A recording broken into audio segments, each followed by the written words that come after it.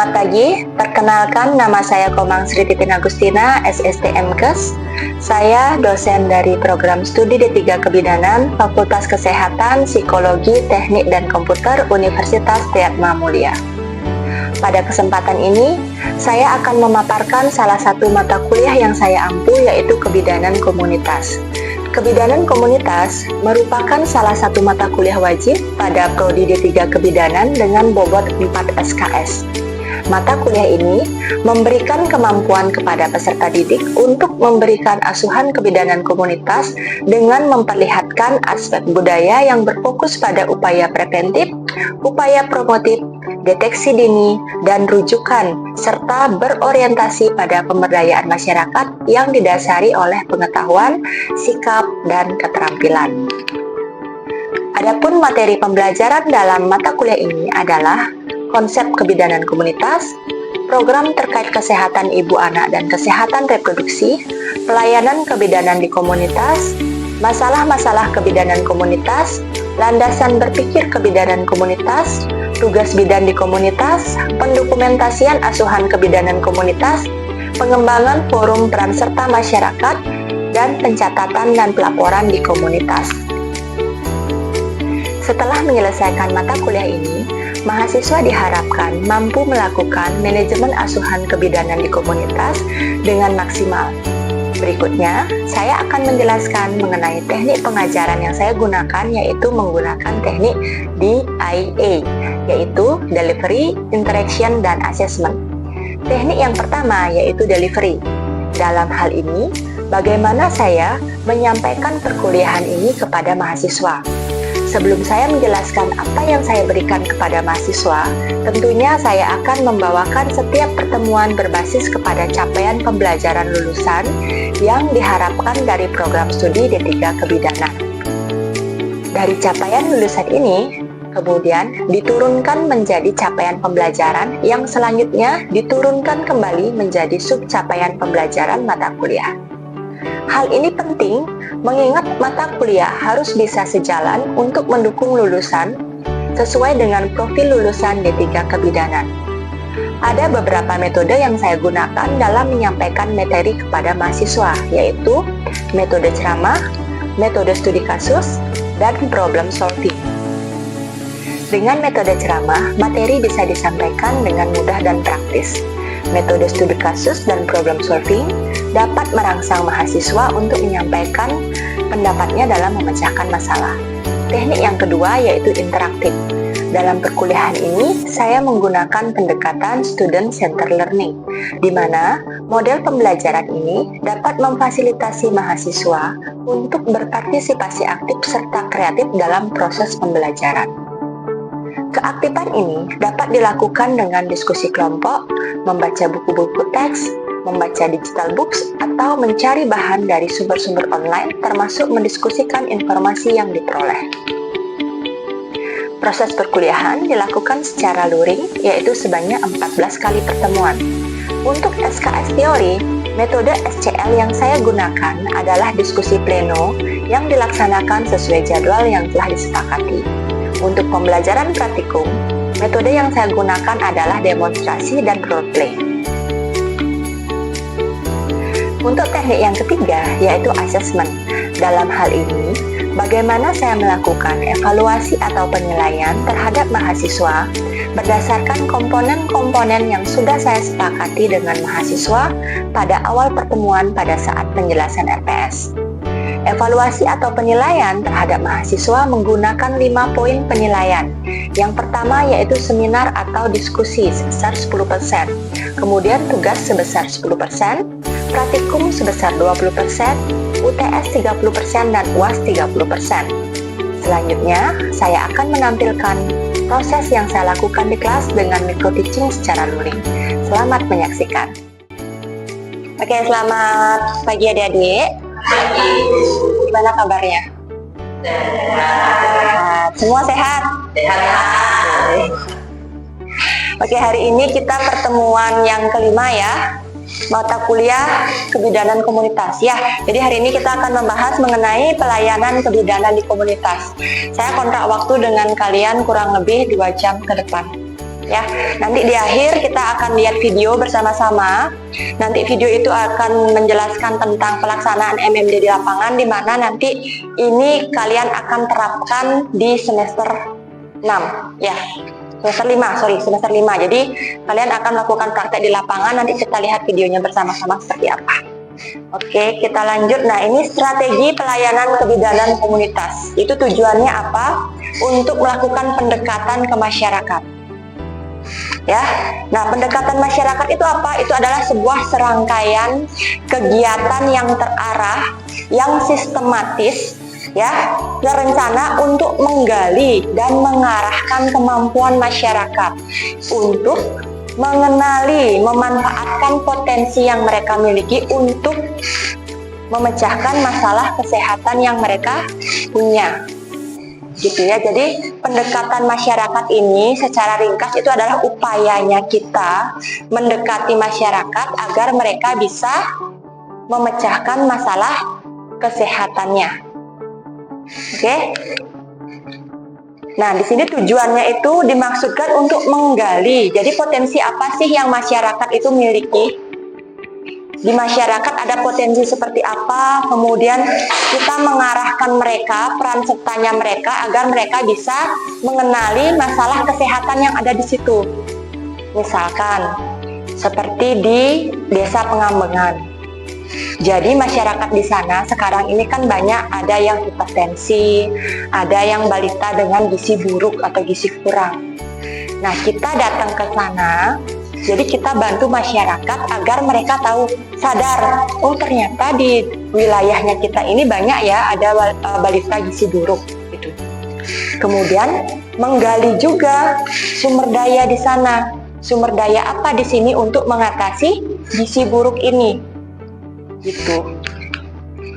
Nah, ini mengutamakan potensi setempat. Jadi masyarakat kita itu di Indonesia kan erat sekali ya dengan yang namanya kebersamaan, yang namanya gotong royong, saling membantu.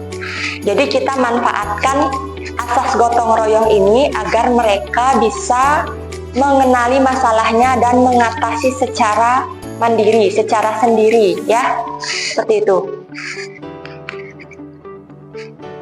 Tujuannya apa? Ya mengatasi masalah kesehatan dengan cara gotong royong tadi. Jadi masalah kesehatan apapun yang ada di suatu desa itu, suatu wilayah, itu bisa diatasi secara mandiri oleh masyarakat itu sendiri. Jadi intinya kita menggerakkan masyarakat ini agar mereka bisa mengenali masalah kesehatannya sendiri.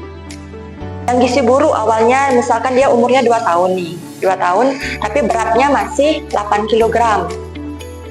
Bulan depannya setelah kalian kasih pelatihan, kasih penyuluhan, berat badan anak ini menjadi 9 kg. Tapi bukan cuma 1 orang aja. Misalkan ada 10 anak yang mengalami gizi buruk, 8 anak yang sudah mengalami peningkatan. Kira-kira itu kegiatan kalian berhasil atau tidak? Berhasil ya, karena sudah ada peningkatan. Itu artinya kalian melakukan evaluasi ya. Nah, kemudian tujuan yang kedua itu mengatasi masalah kesehatan setempat dengan sumber daya setempat. Misal kemarin di Desa Pengambengan itu masalahnya gizi buruk yang banyak. Sumber dayanya di sana, setelah saya datang ke sana lakukan wawancara, ternyata banyak keluarga yang pekerjaannya sebagai nelayan, ya kan, nangkap ikan, udangnya banyak. Saya lakukan wawancara juga sama salah satu pasien yang mengalami gizi buruk. Saya tanya ibunya, makanan adiknya apa? Udang katanya. Tapi ada yang lain ternyata nggak dikasih ikannya, jadi dikasih snack-snackan seperti itu. Padahal kita lihat udang, ikan itu potensi nggak untuk meningkatkan berat badan si balita? Ya kan, karena itu sumber daya yang ada di sana.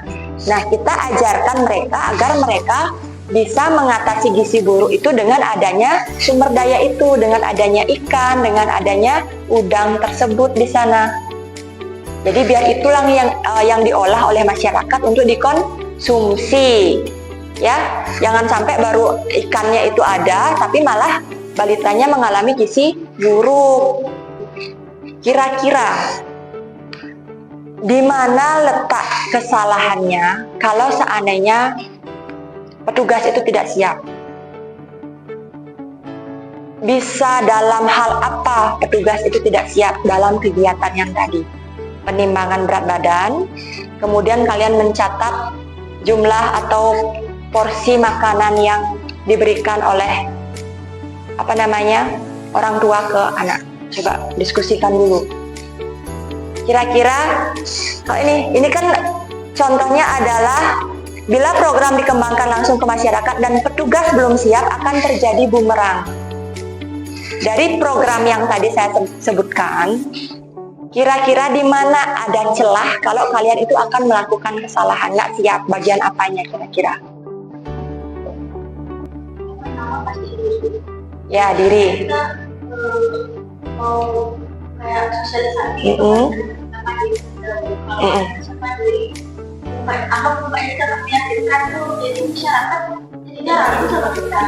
Oke, itu muka tidak meyakinkan, berarti tidak percaya diri lagi. Ya, apa? Penguasaan materi. Nah, ini posisinya sudah ngasih penyuluhan. Setelah penyuluhan itu kalian undang nih ibu-ibu lagi sebulannya datang.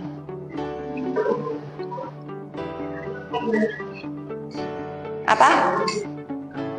Perlengkapannya kurang lengkap. Seperti apa? Timbangan. Lagi? Apa?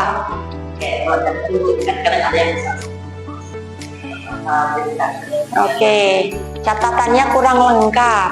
Benar ya, jadi kesiapan petugas. Kalian nggak bawa timbangan, tapi kalian ngundang mereka datang, kan kecewa nggak mereka? Kecewa, kan sudah jelas. Berarti tidak ada kesiapan dalam diri petugas. Siap alat juga tidak. Gitu ya. Berarti itu harus fix dulu. Kalian harus siap diri dulu, siap alat dulu, baru terjun ke lapangan. Ini persiapan petugas. Jadi ini menentukan keberhasilan peningkatan program yang kita lakukan. Ya. Nah, kemudian ini adalah pembinaan lokal. Tadi ada pendekatan tokoh masyarakat, kemudian survei atau telaah mawas diri, kemudian musyawarah mufakat, pelaksanaan kegiatan, ada pembinaan dan pengembangan. Oke, ini adalah cara mencapai kesepakatan. Jadi pertama melalui musyawarah mufakat. Gimana Bapak Ibu, sepakat nggak kalau yang paling pertama kita atasi itu adalah stunting? Yang kedua itu adalah ibu hamil dengan kurang energi kronis. Setuju nggak? Setuju, semua mengatakan setuju. Jadi itu musyawarah mufakat. Ya. Yang kedua melalui pemungutan suara. Jadi kalau misalkan kalian nanya seperti itu, tidak ada warga yang mau menjawab, akhirnya kalian memilih salah satu masalah terpenting dengan menggunakan tali, skor, bukan skor ya, tali. Misalkan ini, siapa yang setuju kalau stunting itu saya jadikan prioritas utama? Jadi angkat tangan, 5 orang, kalian catat. Atau kalian berikan dia kertas kosong biar dia nulis stunting 1, stunting 2, hamil 3, hipertensi gitu misalkan. Kemudian yang lain juga membuat seperti itu. Mungkin yang satu dia kehamilan, yang kedua dia stunting gitu. Nanti kalian kumpulkan yang mana paling banyak suaranya gitu ya. Baru diurutkan dari 1, 2, 3. Kemudian melakukan scoring pada semua masalah, di-skor dia. Kira-kira diare dari kegawatannya nilainya berapa? Dari penyebarannya nilainya tinggi apa rendah? Gitu ya. Kemudian yang terakhir, tiap masalah dibobot dengan indikator. Misal masalah diare. Penyebabnya apa nih kira-kira diare? Apakah pengetahuan warganya yang kurang? Apakah sanitasinya yang buruk? Apakah perilakunya yang kurang bersih? Jadi ada bobotnya di sana. 30% misalkan ternyata ditemukan perilaku yang kurang bersih. Kemudian 20% misalkan pengetahuan. Seperti itu. Jadi ada pembobotan dengan indikator. Indikator ya. Nah, ini memilih satu masalah terpenting. Tahapannya itu setiap peserta musyawarah memilih satu masalah terpenting dari masalah di atas dengan menuliskan pilihan pada secari kertas kosong tadi. Itu ya, jadi masalah terpenting menurutnya mereka itu yang mana.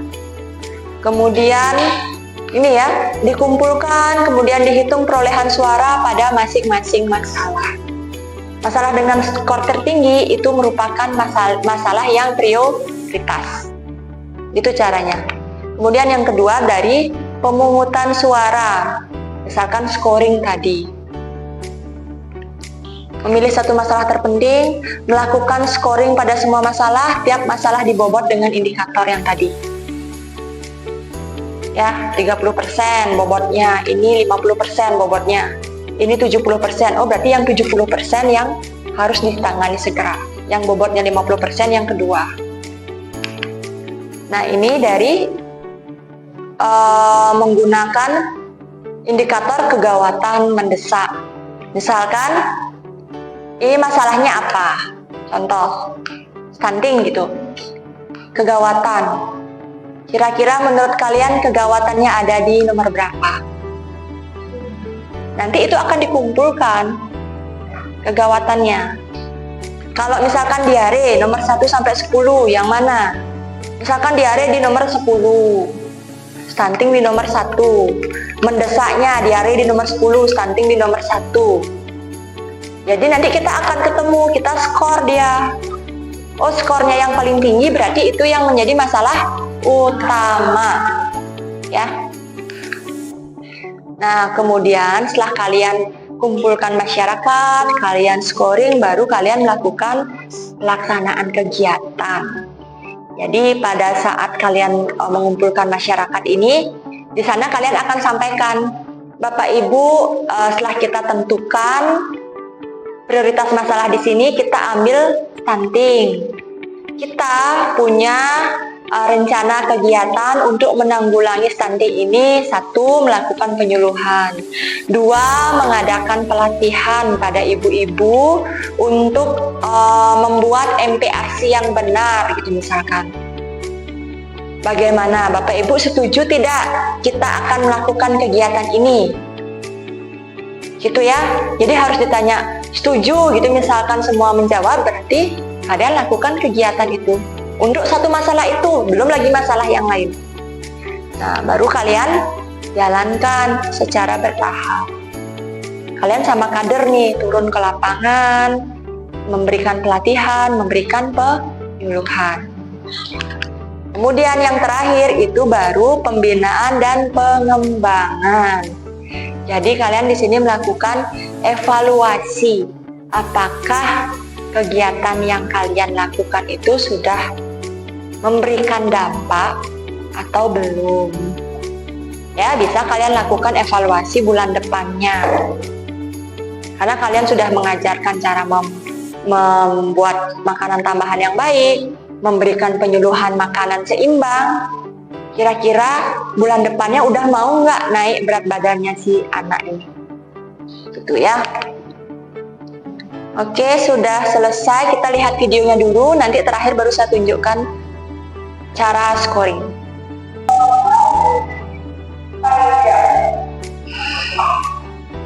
Nah, ini ada pembukaan nanti, sambutan-sambutan. Nah, nih, ini pelaksanaannya.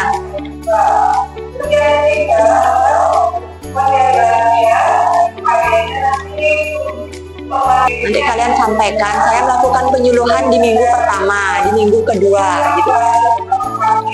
Tuh. Upayanya nanti adalah pendidikan kesehatan, upaya penanggulangan masalah yang kalian temukan.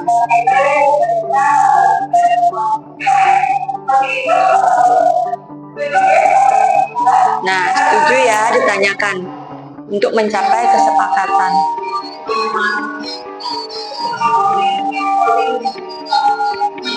Ini penandatanganan kesepakatan ya. Jadi kalian akan terjun ke lapangan dulu, nyari data dulu, baru kalian sampaikan di musyawarah mufakat desa. Nah, ini kasusnya apa? Kalian misalkan ketemu ASI eksklusif kurang, jadi ada 50 misalkan ibu postpartum yang punya bayi di bawah 6 bulan, tapi cuma 10 orang aja yang melakukan ASI eksklusif. Jadi yang sisanya 40 itu ada yang dikasih air, ada yang udah dikasih pisang gitu. Jadi ASI eksklusif kurang gitu maksudnya. Nah, ini skala prioritasnya mendesak atau tidak, gawat atau tidak masalah itu.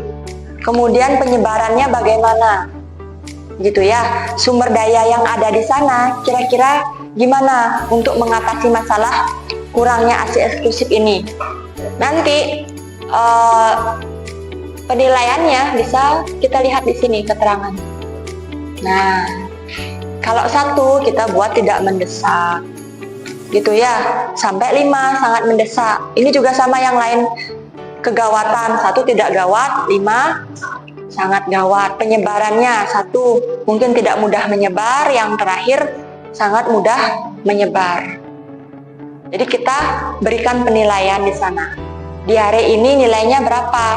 Nilainya berarti misalkan cukup menyebar 3 karena kalian ketemu masalahnya ada di airnya misalkan, atau sangat menyebar karena warga di sana minum air ngambil dari sumber yang sama. Dari sumur misalkan ada 1 sumur aja, setiap pagi semua orang ngambil air ke sumurnya itu untuk minum, untuk kegiatan sehari-hari. Berarti kan sangat menyebar kan kalau seperti itu. Kemudian mendesak, ada karena air sumurnya 1 sumber, 50 warga atau 100 warga di Banjar itu semuanya diare karena airnya itu. Ini kalau kita lihat dari mendesaknya yang mana kira-kira? Sangat mendesak ya, karena semua warga sudah diare, sumber airnya yang tercemar ya. Kemudian kegawatan, ini gawat apa tidak gitu diarenya itu. Gawat ya, kalau tidak diatasi segera mereka bisa dehidrasi. Kalau dehidrasi tidak diobati bisa syok sampai kematian.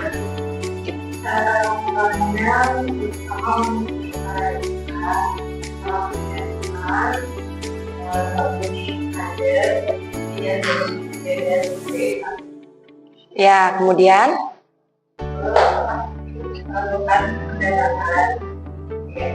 ya pendataan dengan cara datang ke rumah untuk mengumpulkan data. Kemudian setelah datanya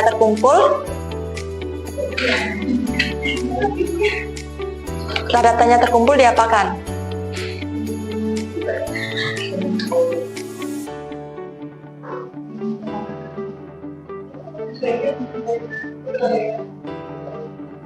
Setelah datanya terkumpul,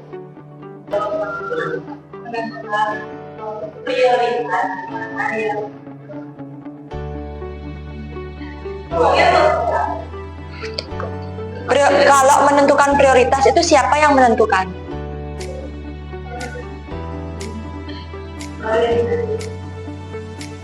Oke, Nilan, siapa yang menentukan prioritas masalah?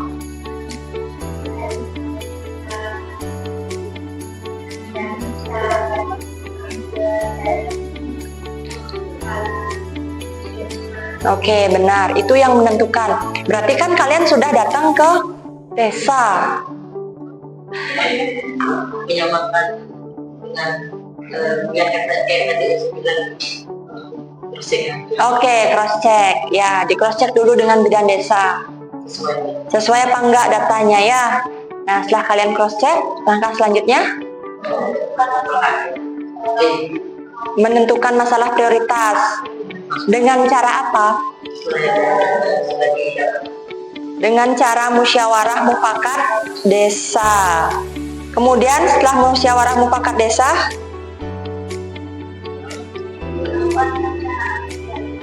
Oke, melakukan perencanaan kegiatan, membuat perencanaan kegiatan, bukan melakukan.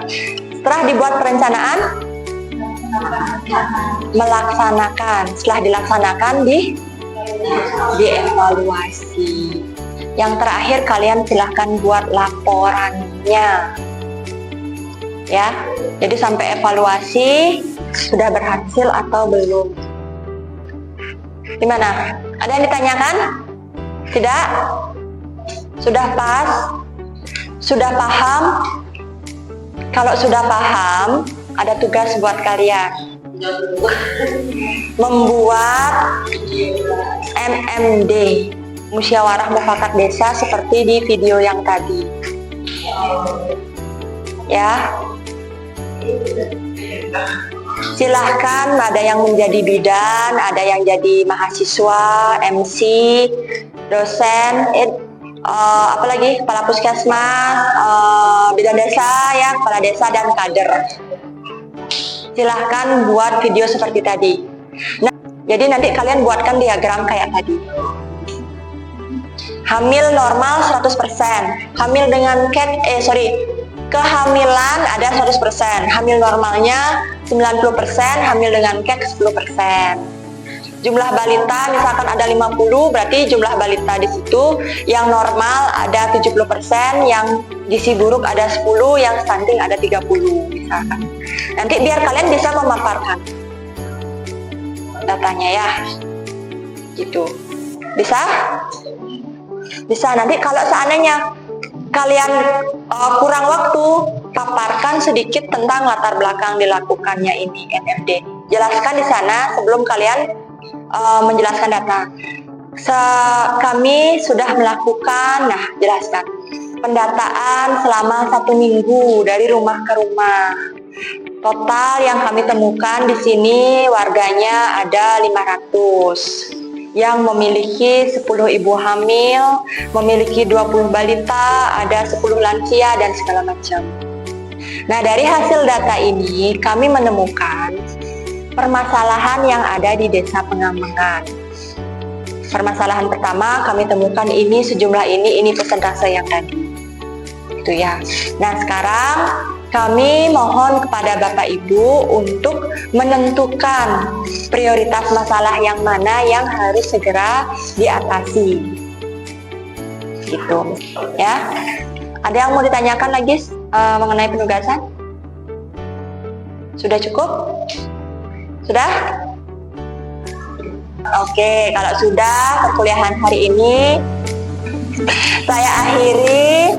Selamat siang, silahkan mengerjakan tugas dengan baik. Sampai ketemu di pertemuan ke-6 minggu depan ya. Selamat siang, terima kasih.